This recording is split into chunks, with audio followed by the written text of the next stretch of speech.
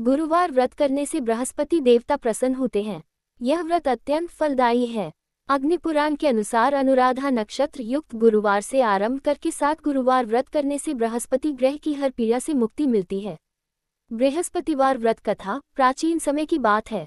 एक नगर में एक बड़ा व्यापारी रहता था। वह जहाजों में माल लदवाकर दूसरे देशों में भेजा करता था। वह जिस प्रकार अधिक धन कमाता था उसी प्रकार जी खोलकर दान भी करता था, परंतु उसकी पत्नी अत्यंत कंजूस थी। वह किसी को एक दमड़ी भी नहीं देने देती थी। एक बार सेठ जब दूसरे देश व्यापार करने गया तो पीछे से बृहस्पतिदेव ने साधु वेश में उसकी पत्नी से भिक्षा मांगी। व्यापारी की पत्नी बृहस्पतिदेव से बोली, हे साधु महाराज, मैं इस दान और पुण्य से तंग आ गई हूँ। आप कोई ऐसा उपाय बताएं जिससे मेरा सारा धन नष्ट हो जाए और मैं आराम से रह सकूं। मैं ये धन लुटता हुआ नहीं देख सकती। बृहस्पतिदेव ने कहा, हे देवी, तुम बड़ी विचित्र हो। संतान और धन से कोई दुखी होता है। अगर अधिक धन है तो इसे शुभ कार्यों में लगाओ, कुंवारी कन्याओं का विवाह कराओ, विद्यालय और बाग बगीचों का निर्माण कराओ। ऐसे पुण्य कार्य करने से तुम्हारा लोक परलोक सार्थक हो सकता है। परंतु साधु की इन बातों से व्यापारी की पत्नी को खुशी नहीं हुई। उसने कहा, मुझे ऐसे धन की आवश्यकता नहीं है जिसे मैं दान दूं। तब बृहस्पतिदेव बोले, यदि तुम्हारी ऐसी इच्छा है तो तुम एक उपाय करना। 7 बृहस्पतिवार घर को गोबर से लीपना, अपने केशों को पीली मिट्टी से धोना, केशों को धोते समय स्नान करना, व्यापारी से हजामत बनाने को कहना, भोजन में मांस मदिरा खाना, कपड़े अपने घर धोना। ऐसा करने से तुम्हारा सारा धन नष्ट हो जाएगा। इतना कहकर बृहस्पतिदेव अंतर्ध्यान हो गए। व्यापारी की पत्नी ने बृहस्पति देव के कहे अनुसार 7 बृहस्पतिवार वैसा ही करने का निश्चय किया। केवल 3 बृहस्पतिवार बीते थे कि उसी समस्त धन संपत्ति नष्ट हो गई और वह परलोक सिधार गई। जब व्यापारी वापस आया तो उसने देखा कि उसका सब कुछ नष्ट हो चुका है। उस व्यापारी ने अपनी पुत्री को सांत्वना दी और दूसरे नगर में जाकर बस गया। वहां वह जंगल से लकड़ी काटकर लाता और शहर में बेचता। इस तरह वह अपना जीवन व्यतीत करने लगा। एक दिन उसकी पुत्री ने दही खाने की इच्छा प्रकट की, लेकिन व्यापारी के पास दही खरीदने के पैसे नहीं थे। वह अपनी पुत्री को आश्वासन देकर जंगल में लकड़ी काटने चला गया। वहां एक वृक्ष के नीचे बैठ अपनी पूर्व दशा पर विचार कर रोने लगा। उस दिन बृहस्पतिवार था। तभी वहां बृहस्पतिदेव साधु के रूप में सेठ के पास आए और बोले, हे मनुष्य, तू इस जंगल में किस चिंता में बैठा है? तब व्यापारी बोला, हे महाराज, आप सब कुछ जानते हैं। इतना कहकर व्यापारी अपनी कहानी सुनाकर रो पड़ा।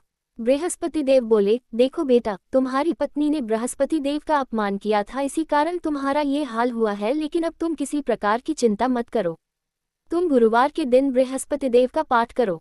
2 पैसे के चने और गुड़ को लेकर जल के लोटे में शक्कर डालकर वह अमृत और प्रसाद अपने परिवार के सदस्यों और कथा सुनने वालों में बांट दो। स्वयं भी प्रसाद और चरणामृत लो। भगवान तुम्हारा अवश्य कल्याण करेंगे। साधु की बात सुनकर व्यापारी बोला, महाराज, मुझे तो इतना भी नहीं बचता कि मैं अपनी पुत्री को दही लाकर दे सकूं।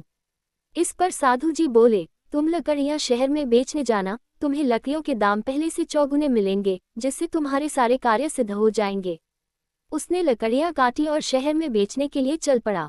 उसकी लकड़ियां अच्छे दाम में बिक गई, जिससे उसने अपनी पुत्री के लिए दही लिया और गुरुवार की कथा हेतु चना गुड़ लेकर कथा की और प्रसाद बांटकर स्वयं भी खाया।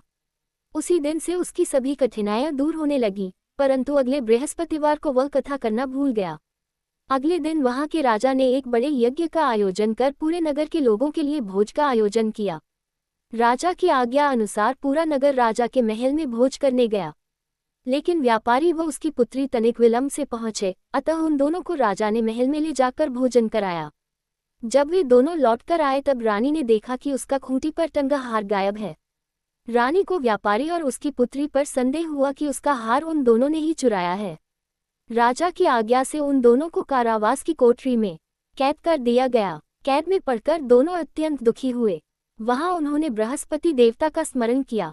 बृहस्पति देव ने प्रकट होकर व्यापारी को उसकी भूल का आभास कराया और उन्हें सलाह दी कि गुरुवार के दिन कैदखाने के दरवाजे पर तुम्हें 2 पैसे मिलेंगे, उनसे तुम चने और मुनक्का मंगवाकर विधिपूर्वक बृहस्पति देवता का पूजन करना। तुम्हारे सब दुख दूर हो जाएंगे। बृहस्पतिवार को कैदखाने के द्वार पर उन्हें 2 पैसे मिले।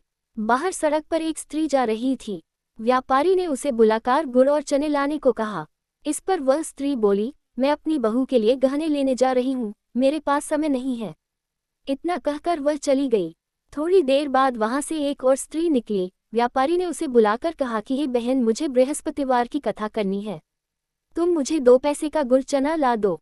बृहस्पतिदेव का नाम सुनकर वह स्त्री बोली, भाई, मैं तुम्हें अभी गुड़ चना लाकर देती हूँ।